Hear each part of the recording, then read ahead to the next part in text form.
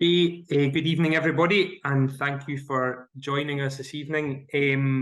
Certainly, the sun seems to have finally come out here in Ayrshire, so it's no doubt there are people who are busy, but good. We've got a good turnout here and a good speakers for this evening. So today is a chapter 2 of our Sustainable Beef Systems series. So it's a Farm Advisory Service funded series, and really it's taken a deeper dive into those key parts of or key times in the production system where we can make significant differences. So we've already done the outwintering story, and we did that early enough to make some good decisions. And today we're on weaning strategies. So this is, again, slightly, probably for most spring calvers, slightly in advance of when we would be in the heat of battle when it comes to weaning. But it's just to give us some, I suppose, hints and tips. We've got two speakers. One will go into probably more depth than the other when it comes to scientific data and things, but really we're just looking to try and do a good job. And remember that we're trying to do the wee things, the marginal gains, where we can make a significant difference to our carbon audits and our sustainability story. And the big story there is actually the profitability story as well, because I'm sure we're all in a similar position where cash is tighter than it's been in the past. There's certainly plenty of people looking for cash, and if we can, the more cash we can get into business, the more scope we've got for growth and opportunity to be here going forward as well. So Sustainable Beef Systems Roadshow, weaning strategies. Our two speakers today are Megan Fergusson, who's an SRUC vet, so a colleague of mine, who will obviously deal with the veterinary and the health aspects of weaning. And then we're really lucky to have Duncan Morrison from Meikle Maldron. He is currently the Deeside monitor farmer, but certainly has an interesting system, and weaning, the way he weans cattle is certainly one that's interesting and worthy of discussion today. So we're going to go with Megan first, and then we'll get Duncan later on. And what we do, I'll always say the same thing, but I really mean it, is this is your webinar. So questions, we've got plenty of time for questions at the end, and it's good if you just filter those questions in through either the Q&A or the chat. It doesn't really matter, and I'll handle them towards the end, and we'll hopefully be able to further what both speakers are saying. So just before we kick off formally, Duncan, do you want to just introduce yourself just briefly just now? Hi, thanks, Robert. Thanks, everyone, for logging on. Yeah, I'm Duncan. We're farming Deeside in Aberdeenshire. And as you said, Robert, we're QMS mortar farm. So, yeah, lots of interesting stuff going on with that. We run purely spring calf and suckler herd. It's about 230 cows in total, and heifers, and mainly all stabilizer and Angus cows. So, predominantly a forage-based system as well. So, yeah, the way that we wean is relevant to the wider system as well. Yeah, awesome. And Megan, in fact, do you want to just introduce yourself and then kick off with your presentation? Can do, yeah, no bother. Yeah, so thanks very much for having me on tonight. My name's Megan Fergusson. As Robert said, I'm a vet, work for SRUC. I'm also from a farming background, so I'm always keen to come onto these things, and I'm really looking forward to hear what Duncan does, because it's always good to have different points of view and what other people do and how you can fit that into your system. So should be a good bit of chat tonight. I've tried to keep it fairly light on scientific data. I've picked out really important things and then tried to apply them in a practical way, because I don't have an academic mind, I have a practical mind, so that's the way that I sort of remember them. So what I'll do is I will share my screen. So yeah, let's crack on. So when I was first asked to do this, I thought, let's have a wee brainstorm. Why do we wean? What is the purpose of it, and what are we aiming for? So this will vary business to business, but the bottom line is that it is a necessary procedure that we have to do to allow businesses to function and to carry on the production cycle. So these are just a few of the things that I came off the top of my head, the main reasons for weaning. And we always talk about weaning as being a really stressful procedure, but how do we define stress? So outwardly, you might see it as like increased vocalization in calves, pacing up and down fences, just being really unsettled in sheds.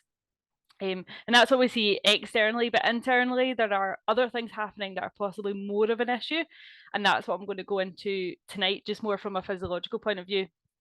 So what I'm going to try and do is over the next 15-20 minutes or so is sort of just have a chat about why weaning stress is an issue, because it is, we talk about it being stressful, but it is stressful for calves and cows as well, and how we can minimise this and the consequences of this.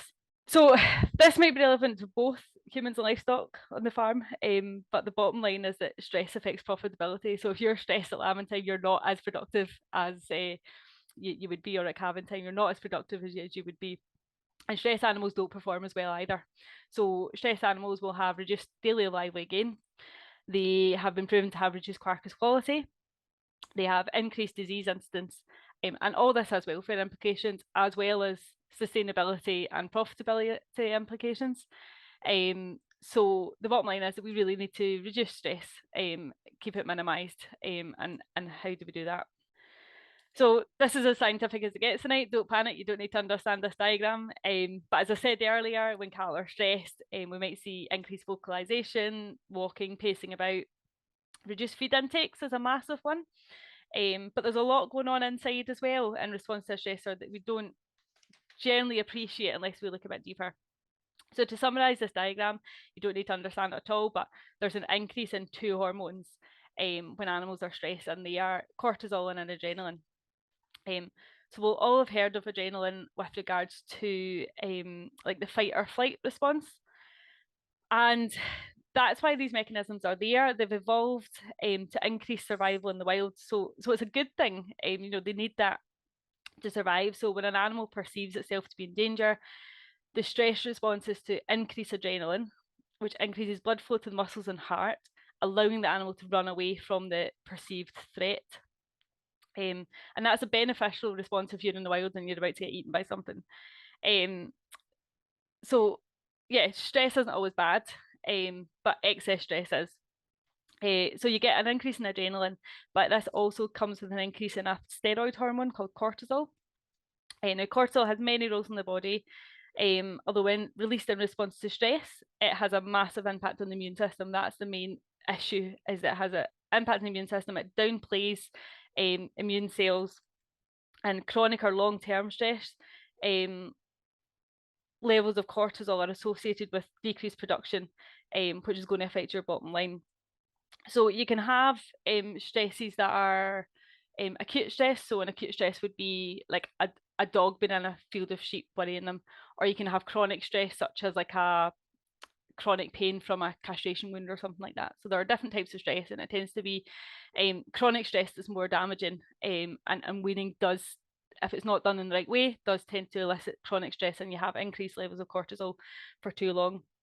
So what we want to do is try and minimise the stress response at weaning, to maintain productivity and therefore your sustainability and profitability. So just to zoom in a wee bit on this, this is the main effects that these increasing hormones have.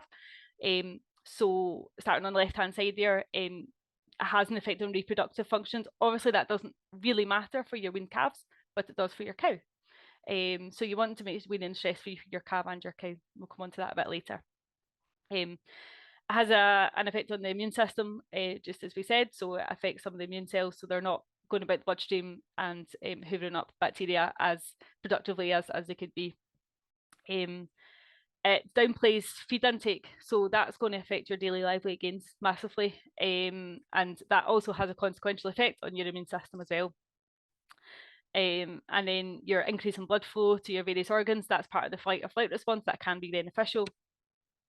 And increase in respiration, which again is part of the fight or flight response, but if you think you are increasing your respiratory rate, you are going to breathe in and out more pathogens, so then you're going to be more predisposed to pneumonia, for example. So some of these can be beneficial, some of them can be detrimental, some of them can be short term, some of them can be long term, but what we want to do is minimise them all as far as we can. So as I said, we say that weaning is a really stressful event, but how is it stressful? What are the stress factors that make it stressful?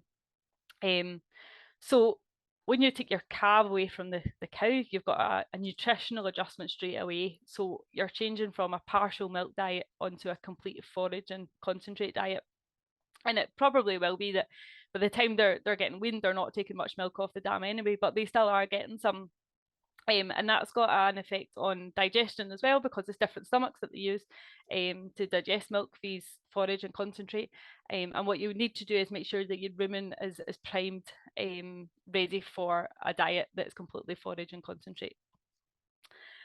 So the next stressor would be separation for the dam, and that's one of the ones that causes the most obvious outward stress response. So they need to, they're going to be pacing up and down, they're going to be vocalizing. And then if you take them away from the dam and put them in a group, just calves, they need to reorganize their pecking order, which is pretty stressful. It's like starting a new school and you're trying to work out who your pals are and who aren't your pals. It's a pretty stressful, and that's been shown to have raised cortisol in your calves as well. So it is a stressful event, and there's no getting away from that, but we need to try and do it in a less stressful way. So they've already got all that to deal with just at weaning, and then often what happens is we lump extra stress on top. So other things that are going on around weaning time. So we've got all the stress of weaning up in the corner there. And then on top of that, quite often we house them at the same time. And housing, as we know, is a major risk factor for respiratory disease. And this is due to an increase in pathogen exposure, which we get when we house animals. They're all breathing in the same airspace, and if ventilation isn't perfect, then you end up with outbreaks of pneumonia. That's a subject of a completely separate webinar on its own, so we're not going to go too much into that. But the other side of pneumonia outbreaks at housing is due to reduced immunity, and that's where the stress factor comes in. So you've got raised cortisol in these animals, it's affecting their immune system. You've put them in a shed full of other animals, they're trying to work out their pecking order. They're mixing in amongst all these extra bugs that they haven't come across before because they're in a confined space, and ventilation maybe isn't perfect, the immune system's down, and that's when you end up with outbreaks of pneumonia. And it's just finding a balance between these things. And like I say, respiratory disease is a subject for a whole other webinar, another point. Adrenaline, like I said earlier, it increases the respiratory rate, so that's another factor as well. So what you don't want to do is put a stressed calf in a confined space with others. It is a perfect recipe for pneumonia. So is there a way we can house these calves when they are less stressed? Can we wean then house? That's the type of thing we should be thinking about. So with weans, we might be housing at the same time. And if that wasn't enough stress, we might add some more stress on top of it. So other stressful procedures round about weaning, the ones I came up with were clipping, and I've put clipping up the way because it can be beneficial. I know I've discussed this with Robert before, how beneficial taking hair off calves' backs at weaning if you're going to be housing. I appreciate not everyone's housing at weaning, so this probably isn't applicable to everyone. But I guess the stress of clipping will probably depend on your temperament of cattle and your handling facilities, which we'll come on to a wee bit later as well. Dehorning and castration are big ones that are often done at weaning. Do these need to be done at weaning, or could management practices be changed? Now, I'm not suggesting that you spend the whole summer doing weekly procedures with your calves that are coming up to weaning, but I think if I could get a show of hands, if we were sitting in a room together, as to the biggest disease issue at weaning, probably pneumonia would be up there. So for housing calves, then we want to do it with as little stress as possible loaded onto them to try and minimise that. And all these things, even if you're not housing, all these things are going to affect your daily live weight gains, which is affecting your bottom line. The other thing that's often done at weaning is vaccination, and it is a good time to do it. It's when most people do it. It's the right time of year, the calves are the right age, etc. But yeah, it's really not ideal to be vaccinating stressed animals, which I'll go into a wee bit more detail just shortly. So now I'm going to do a wee whistle-stop tour of the individual stressors that we just talked about, and think about how they can be minimised, and have a quick glance at the many studies. There's loads of studies on weaning calves and stress, and they're really interesting. I find them really interesting because they're very applicable to everyday jobs that you're doing on farm. So yeah, I'm going to have a very quick glance at some relevant ones. So first up, nutrition. So we've got that change between suckling, which is both behavioural and nutritional. So they're getting comfort from suckling, they're getting nutrition from suckling, and that's been taken away. And like we said, also internally, when you wean calves, the rumen needs to be developed to cope with a forage and or concentrate diet, whatever they're going to be getting. So there's a big shift in digestion too.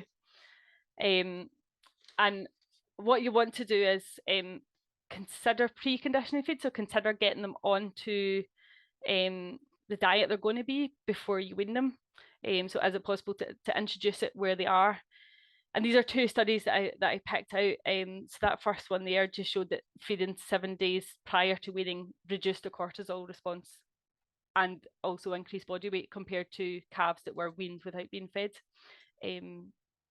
previously. And then this bottom one here, the wee table. So these were calves. A group were not fed pre-weaning and a group were fed pre-weaning. And along in the right hand column there, the BRD incidence, so that's the bovine respiratory disease incidence, there was a much less incidence of respiratory disease in these animals after housing, and the ones that had been fed compared to the ones that hadn't been fed, just because it had presumably reduced their cortisol response to weaning.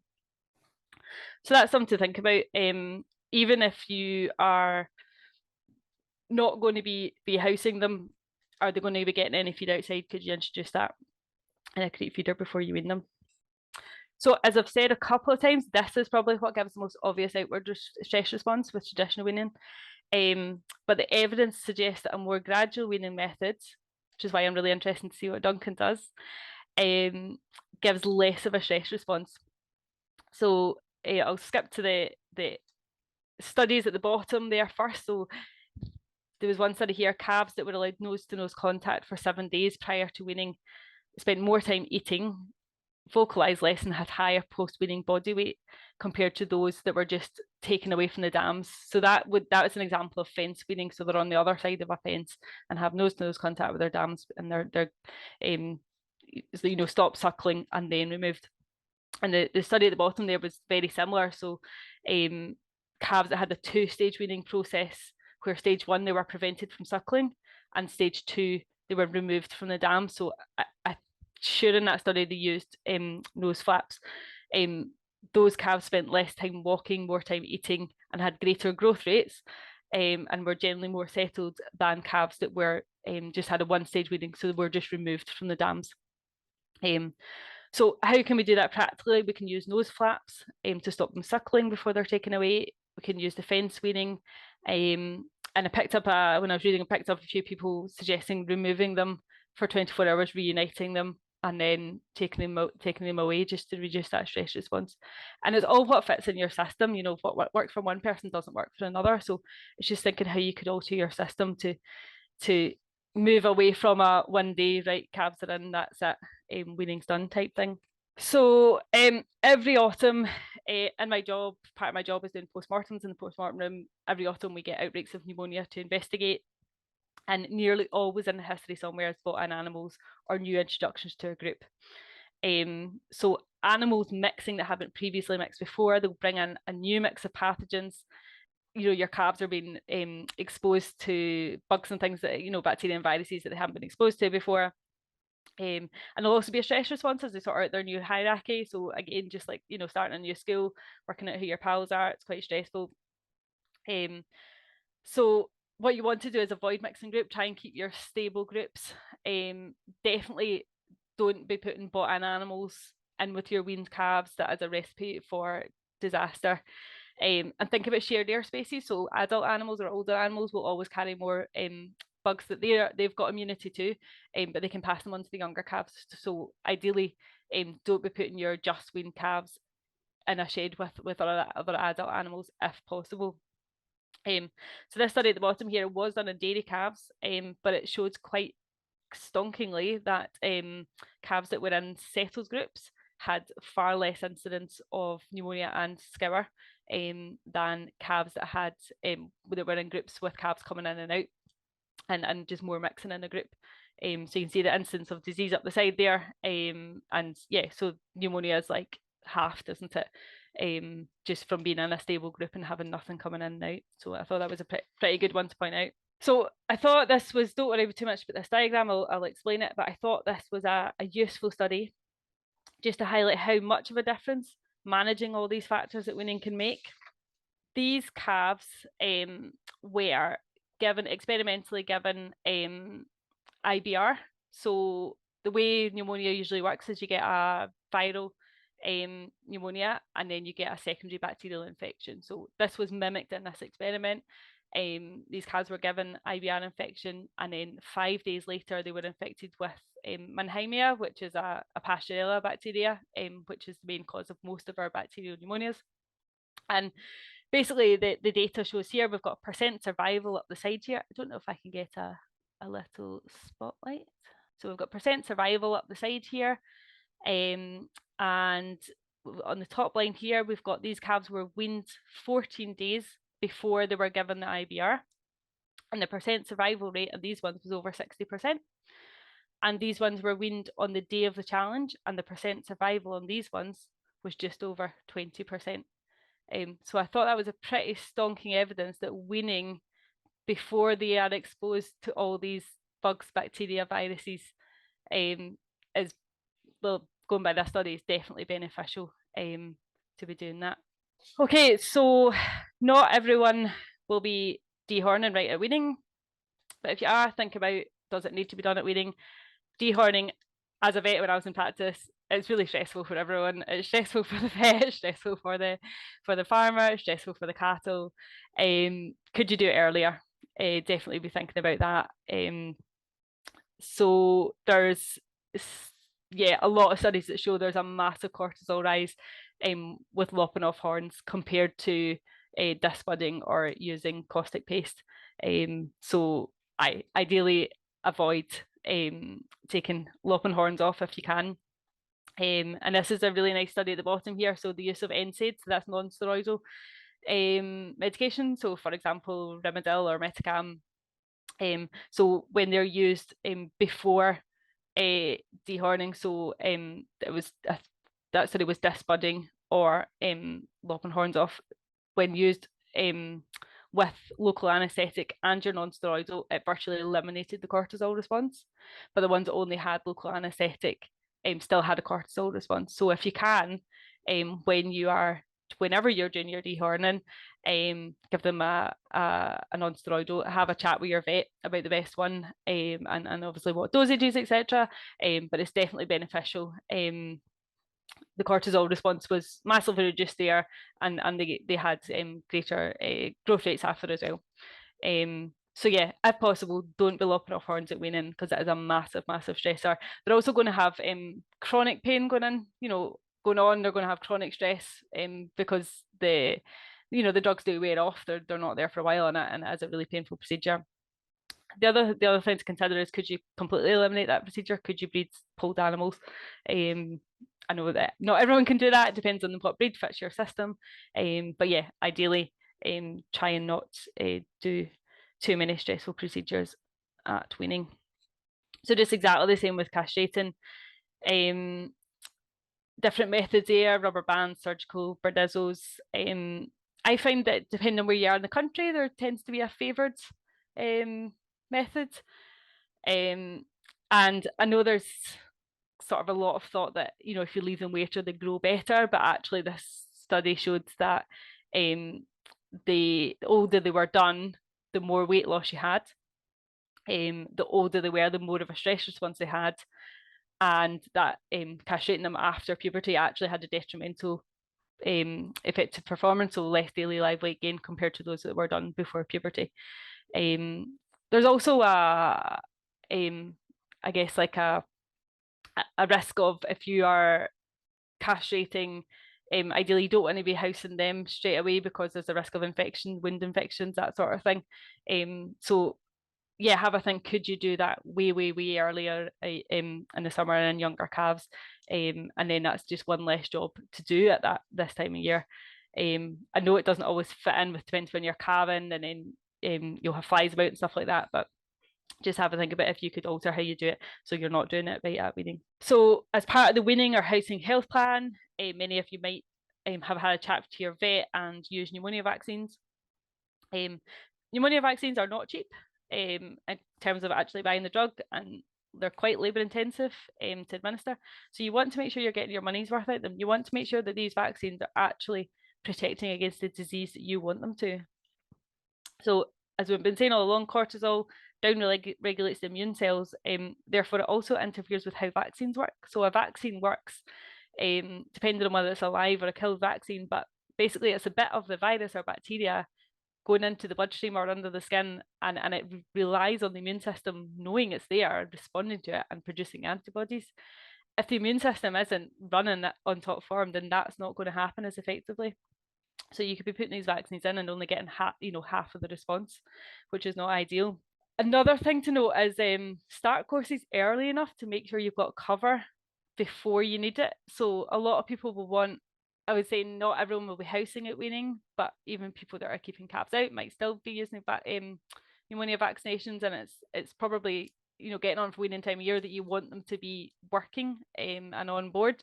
So you need to start your course early enough to make sure you've got that cover at the time you need it, at the time they're going to be exposed to viruses, bacteria, adverse weather, all the things we associate with pneumonia.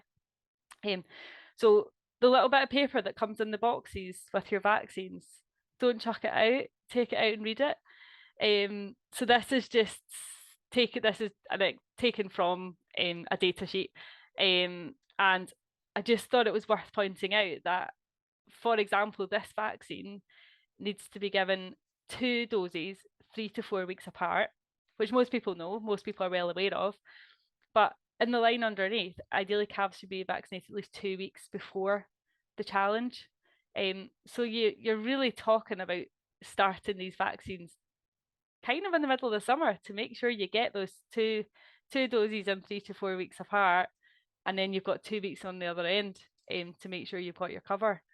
So it's making sure you allow time for that. Don't be starting them at weaning or at housing, because you will be well into the middle of winter before your cattle are actually got any cover from your vaccines, and you're not getting your money's worth out of them.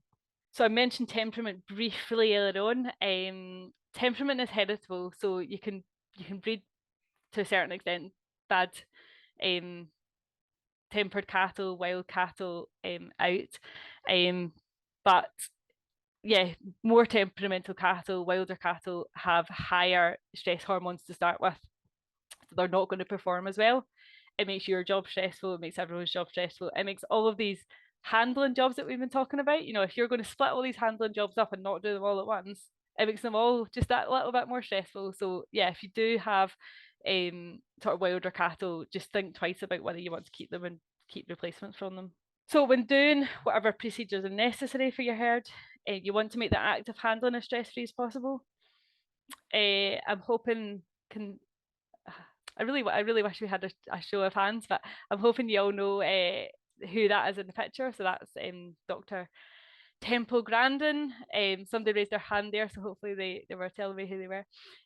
So she is a doctor of animal behaviour researcher in America, and has done all the research on handling facilities. But the basic points were have solid sides, so they're not getting spooked. Stating the obvious probably, but no shadows or puddles or anything like that.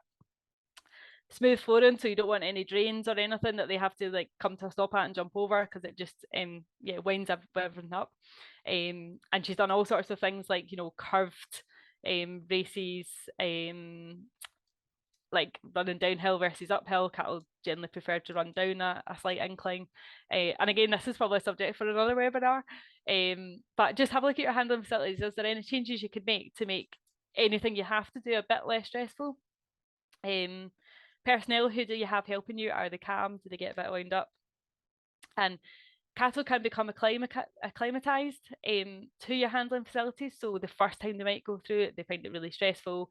It's just a nightmare for everyone. So you think, oh God, we're not doing that anytime soon. But if you keep doing it, they will become calmer. They'll know where they're going, and it makes all of these things you have to do just a bit less stress-free. And there is a balance between, you know, running them through the race every week to do something, or, you know, wait until it all needs done at the same time. There's, you know, there's a fine balance in there somewhere.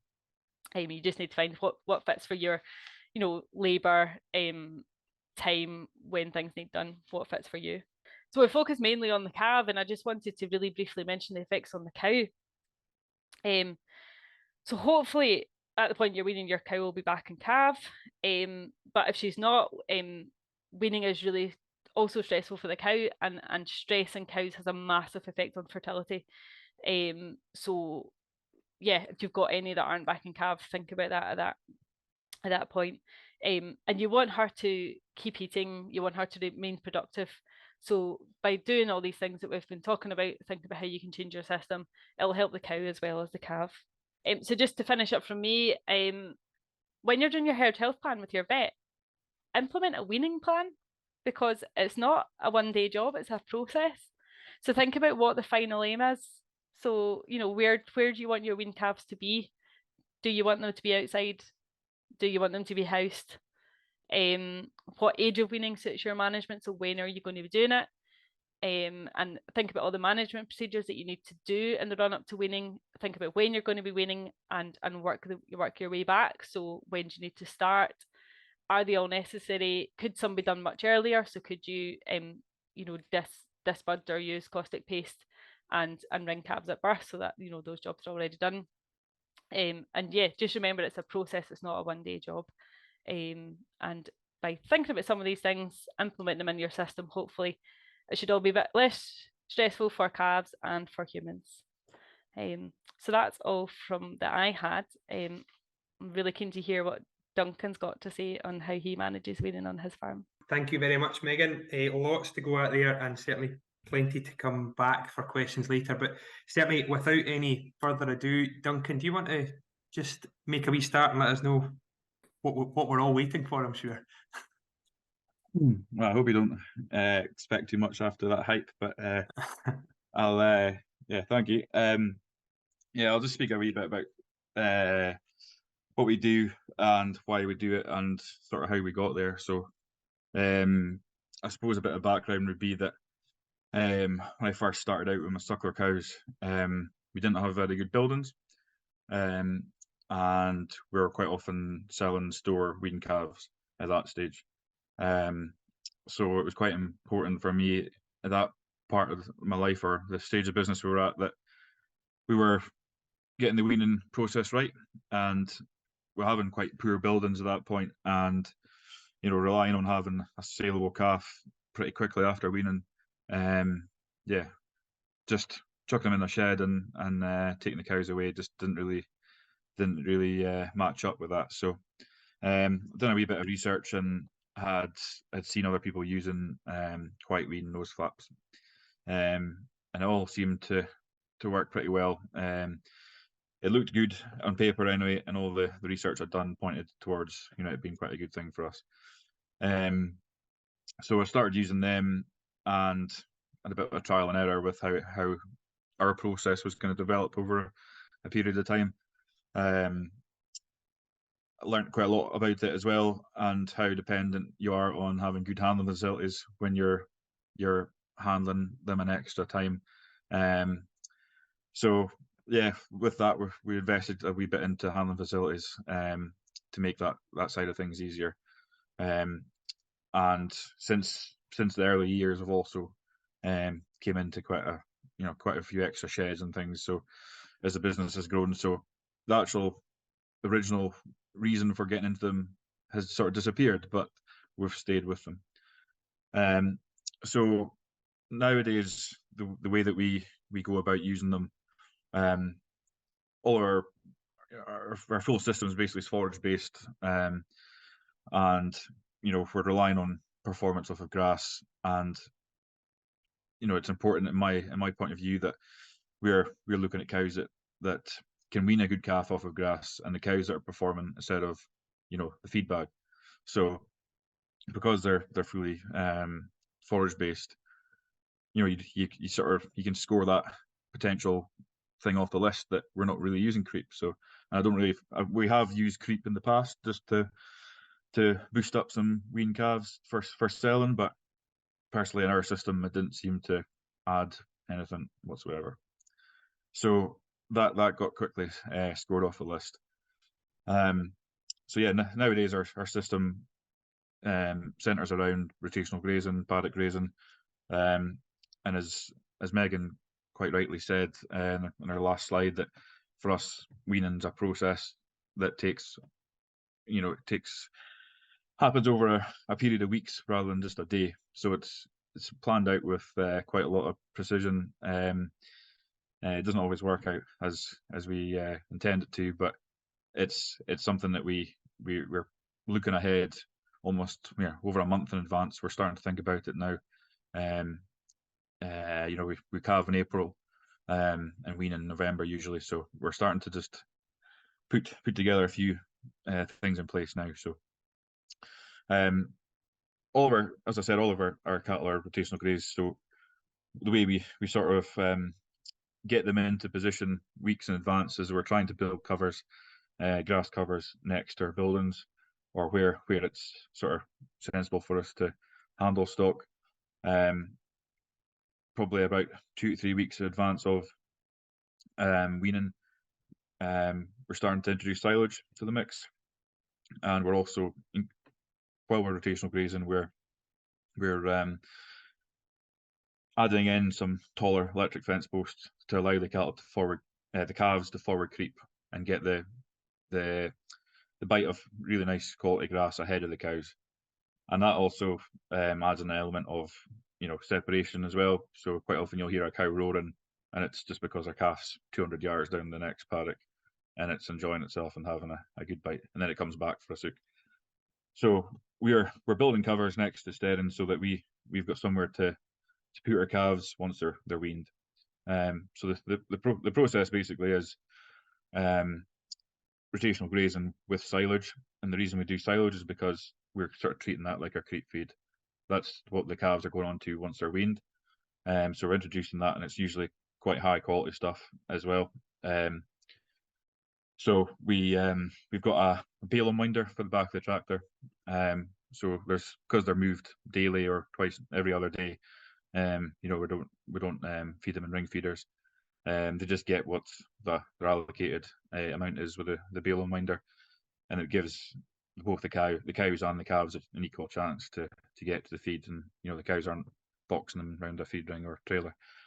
So over the course of probably about a fortnight before weaning, we're giving them silage every day or every other day. They're getting rotated round. Calves are forward creeping underneath the electric fence, and then there's a little bit of planning goes out the window sometimes when the weather works against you. Around about November time, end of October. Obviously we try and not do it when they're going to be stressed up with our backs wet, with a muggy sort of horrible day for weaning. So we try and pick our battles when it's going to suit us. So yeah, after they've done that process in the paddocks for a couple of weeks, we'll bring them in, and we'll get quickly separated and try and keep it as stress free as we can. Separate the cows and the calves, and put the calves to the race. We'll weigh them at that point because we're performance recording for our pure cattle, so we need to weigh them at weaning time. We'll worm them, we'll record their docility because we do that as well now for the performance recording, and then we'll put in their nose paddles, and they'll go back out to grass with their mothers, and they'll continue the process of rotating round, but with nose paddles. So then they're onto good quality grass. They're eating silage, but they're just not getting milk. The reason we do the weighing and the worming and the other things is just because any little bits of procedures, tiny bits of extra time in the crush, it's better to do that when they're going back to their mothers, and the stress is sort of diminished as a result. They go back out to grass usually for about a week, minimum about 5 days, no more than 8 probably.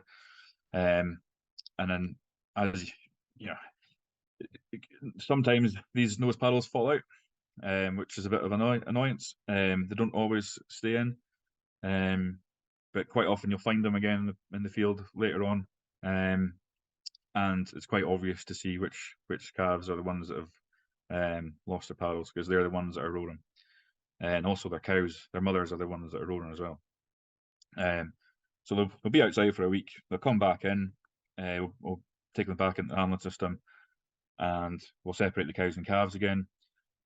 We'll put the cows out the back somewhere, as far away as we can, practically, behind good fences if we can, to make sure they don't come raking, trying to find the calves again.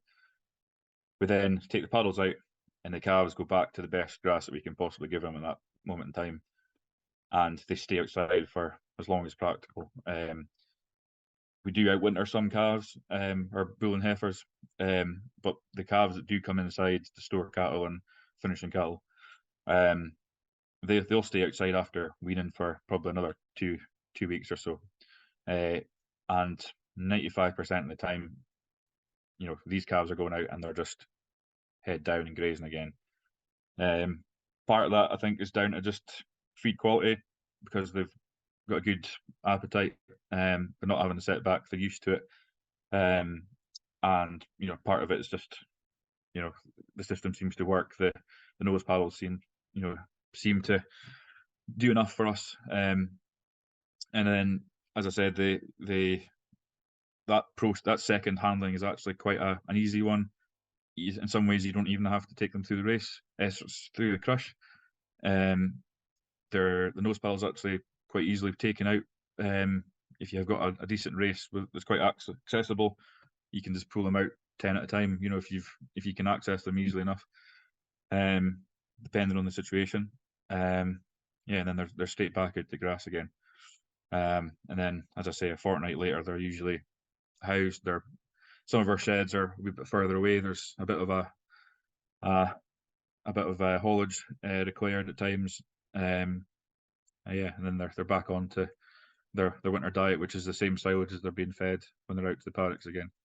And then at that point, if they're store cattle or finishing cattle that are going to be fed concentrates, that's when we introduce them gradually once they're indoors. So in sort of conclusion, the nose paddles for us is sort of been something we started out with because we felt as if we needed it. We now probably don't need them, but it's a system that seems to work for us. I know it won't work for everyone. I know that there's certain blocks of land that we've got where it adds a little bit of extra complexity for us to bring them in, to get the nose paddles in, but I feel like it's worth it for us. We used to do pneumonia vaccine, but we had so little pneumonia that I felt as if it was worth the shot to not do it. And last season, that was the first year after pneumonia vaccine and that we stopped. And touch wood, that went pretty well. And as you said before, Megan, it's quite an investment when you've got quite a number to vaccinate, and if you can wipe that off your bottom line, that it does help a little bit. That was successful. I'm not going to say it works every time. As I say, there's calves that occasionally they fall out, they burrow in between their other cows and things, and they reverse out, and then it pings out. I've seen them fall out just as they come out of the crush, and that's really frustrating. But I think it's worthwhile. It's enough of a benefit for us that it works. We're not fully, I wouldn't say that it's set in stone this is always going to be the system. There are other things that we're looking at to sort of improve, considering sort of changing the time of year that we wean, potentially going later on in the season, which would then sort of reduce the stress a wee bit further, and it probably increases the cow's feed cost because you've got to look after her a little bit more, but maybe reduces the weaning stress altogether. We've looked at fence line weaning. We've done it once. Didn't really work out well in our situation. Just found there was an awful lot of mess created in the fields. The cows constantly pacing, and the calves were pacing quite a lot as well. But not to say that won't work for other people. and we might try it again. But yeah, we're at a decent place, I think, with the system that we've got. But yeah, might be looking at a few tweaks here and there.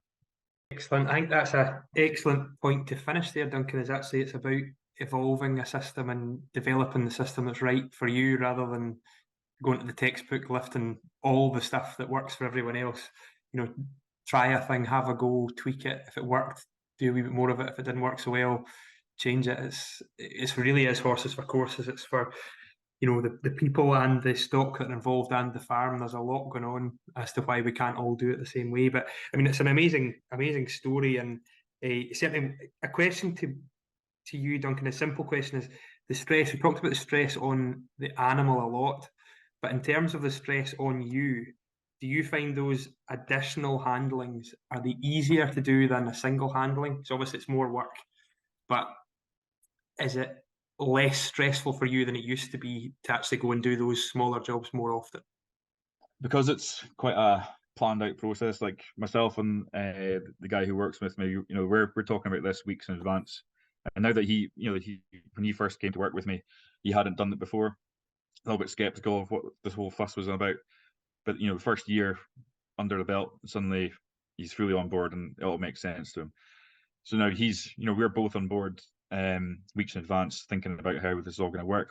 It's a lot of it's logistics for us, just getting paddocks right, getting the grass right, make sure we've got the right grass in the right place, we've got fences set up, everything's working. And there's good preparation means everything's going to work a little bit easier. It's not perfect. There are days it doesn't work. You get calves that are a little bit more flighty. Everything's a bit more of a hassle. And if you've got flighty cattle, suddenly you think, well, why on earth would you want to handle them again? But we're trying to eliminate that if we can as well. So as part of our performance according, we're docility scoring. We're getting rid of that if we can. So yeah, I would rather do one extra. It's only one extra hand, and that's all it is. But yeah, I think it eliminates a lot of extra stress. And that heritability, the docility scoring, it helps for daughters and granddaughters, subsequent generations, but also getting that animal out of there stops her stressing everybody else out as well. The very short term impact of a flighty beast in a pen is quite much, tends to make a flighty person at a crush as well. So docility is the same heritability as growth, or more or less, and growth is very heritable. Everyone measures for growth, breeds for growth, but not enough people breed for docility. So, and the two are linked as well. There's a message. Yeah, a clear message. Megan, one for you, and just a reminder to everybody that the chat function, the Q&A function's there, so do fire in any questions you've got. A question, maybe a wee bit of a contentious one, is about dairy calves as well. So we hear about the cow with calf dairy and how we're leaving baby calves on cows for longer to reduce the stress. Is that a marketing story, or is there substance to that? I just feel in my dairy experience, you wean it, or you remove the calf from a cow at close to birth, and there's not really that big a deal. And then we look at our beef cows that we've weaned, and it's quite a big deal. Do is there a conversation worth having there? I'm conscious it's a contentious one. I think it massively depends on what system they're in. So the big reason for getting dairy calves out of there is disease. Like leaving them with a cow is a massive disease risk. You can't really rely on a Holstein calf suckling to get enough colostrum the same you maybe can with a beef calf. So the main reason we get calves out of there is to get colostrum into them and get them away from the environment the cow's in. They're just a massive bag of pathogens waiting for the calf to get pneumonia, to get skimmer. So I think leaving them longer with the cow would be fine in the right system. So possibly a more like a dairy breed more on the beef side than the the two extreme dairy sides possibly. But yeah, it would massively depend on the system and just the way they're kept as well. Beef calves are generally outside, so there's just a cleaner environment, etc. That's not always practical for dairy cows. So yeah, just depends on the system as well, I guess. Yeah, so there's a question that's just come in there about does the age of the calf, the age the calf's weaned at, does that affect the level of stress? So if we focus on that, so the dairy one was maybe a wee bit of a curveball for you, Megan, but we'll go back to delaying weaning. So Duncan was talking about it. I'll bring you in a minute, Duncan. But if we've got, so pneumonia seems to be a back end issue. So it's we get the other side of Christmas and everybody starts to breathe a sigh of relief that we've got through the worst of it. How much of that's a calendar related story to do with weather and things, and how much of it's to do with the stress of the 6 weeks after weaning? It's all so connected. So we've got graphs that we do with outbreaks of pneumonia, and from like the end of September to December, it just takes a hike away up, and that is totally to do with calves being at the right age in the wrong situation. So it's wet, temperatures are up and down, like it's damp, they're in sheds, there's loads of pathogens there, they've just been weaned, they're stressed. So yeah, like a lot of it is to do of the right calves at the wrong age at the wrong time of year, kind of thing, from a disease point of view. Perfect storm. So Duncan, what are you thinking? How late do you think you can delay it? How far would you go? I don't know. I really it's something I'm really open to find out more about it. I'd like to visit some people that do it later on and find out what it does for them.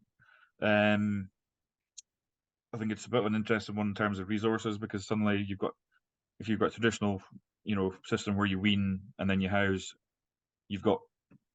it's a completely different resources when you're talking about feeding and all of your wintering strategies when you're talking about cows and calves. The truth is, I don't really know. I'm interested about how, even with the nose paddles, we probably do still get a little of a check. I don't think it's much of a check at all, and it's a small check, and they recover very well. It's minuscule, really, but there's still a check. I think. It's certainly something. Sorry, it's certainly something we were really pleased to see with you being a monitor farmer. It's something that you can really get your teeth into potentially and go at in the monitor farm process, and actually take a deeper dive into that and see what the actual implications of it are going to be, because it's quite a bold thing to do on your own. But if you've got a team round about you and things, it's maybe a safer, a nicer environment to do it in. Yeah, it's a good point. It might be worth trialing different batches at different ages, just to sort of we'll weigh everything at weaning anyway. So if you took a weight, maybe weigh them all at the same date in the end of October, for example, and then weighed at weaning whenever weaning was, and then weigh them all in the springtime again and see what the overall picture is. And again, set back against your resource use. If you're keeping them all out, we outwinter all our cows, so suddenly you've got 230 cows and 200 odd calves outside. It takes a bit of feeding, and it's also a bit of a welfare thing as well. You've got to have the right ground. Cows can stand different conditions to what calves can. So, it takes a lot of thought to put together. It's nearly an extra 1,000 feet on the ground, isn't it? For wet, challenging times of year. It's interesting, and it just shows, we're never going to be there. We're always hitting a moving target. And climate change opens opportunities in this world, and we're always needing to adapt and change. Sorry, Megan, on you go. No, I was just going to say the flip side of delayed weaning would be just to watch your cow condition score, because you don't want them coming into calving too lean. So just if anyone's considering that, just have that in mind as well, that you need to give her time to recover before it's all going next spring, really, depending on when you're calving. And the impact of that cow condition, it's longer than a year. The poor cow condition, poor calving results, poor calf growth, it kicks a long way down the tree. So and weaning time is a really good tool to play with cow condition a bit as well. So if they're needing to if they're needing to lose a bit or needing to put it on, you can sort of wean with regards to that as well. I think we must be one of the only countries in the world, and it's kind of due to how the type of ground we've got and the length of time we're housing on quality silage and things. But most countries in the world who are big beef players, cow condition, they want them as fat as they can get them at the start of the winter to make as much use of that cheap feed that's on their back. And it's how do we evolve systems where we can make better use of cow condition? Because we shouldn't be. I'm sure your system, Duncan, does mobilise a bit of cow condition and does make use of that. It's the cheapest feed we've got. Yeah, definitely. I mean, another thing we do. Well, we condition score all the cows at weaning. At PD and blood testing, which is usually about a fortnight after weaning. So we're paying quite a fair bit of attention to it. And it's interesting to see cows that are fat as butterballs and they do lose it all the way through winter time, and then they're bang on, compared to cows that maybe are a little bit leaner in the first place at weaning time, and then they continue to be lean. You just wonder what the implications of that is. It's sort of hard to measure sometimes, but they're probably, if scientists could probably figure it out, but I probably can't. But it is interesting, and as you quite rightly say, I think it's underutilized as a resource if you think about it like that. And it's part of it, it's what a cow should do as well. Yeah. I think if you've got a cow that's fat all year round, you wonder if there's maybe a missed opportunity somewhere to get the good of it. But if she's lean all year round, it's probably not good either. So I think there's times a year that you need to have cows fat, and there's times a year you need to have them a bit, I won't say lean, but in fighting conditions. So it's making sure that they're in the right place at the right time. I wonder whether an option for your delayed weaning mob is, your replacement heifers to be. So that group that are going to be on that grass-based system for the winter, are they the group you try it with, and maybe they're the highest risk, to be fair, if you lose performance on them. But it's possibly the group. I know often, like, true hill farmers will put ewe lambs back to the hill with their mothers for longer and just let them develop a bit more of an understanding of that system. I don't know. Now we're consulting rather than presenting, aren't we?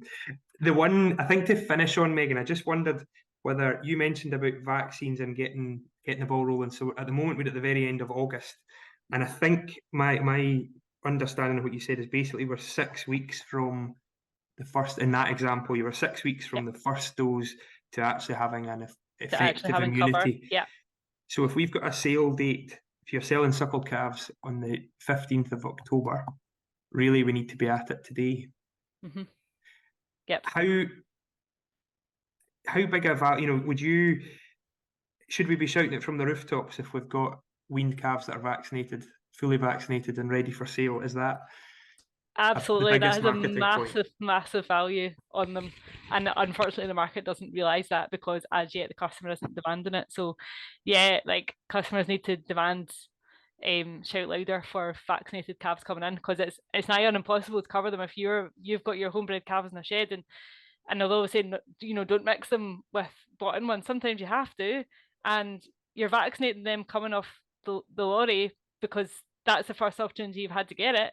It's going to be 6 weeks before they've got cover, and it's not only what they're bringing in to infect your calves, it's what your calves might have that's going to infect them. So it's nigh on impossible to have a perfect system doing that. In fact, it is impossible because they're coming into that shed, they're sharing the airspace. They're going to be 6 weeks down the line before they're protected. Depending on your system, they might not even be there in 6 weeks. So having vaccinated cattle going to sales would be a massive game changer from a disease point of view, from a pneumonia point of view. Mm-hmm. Might do us out of a job in the autumn.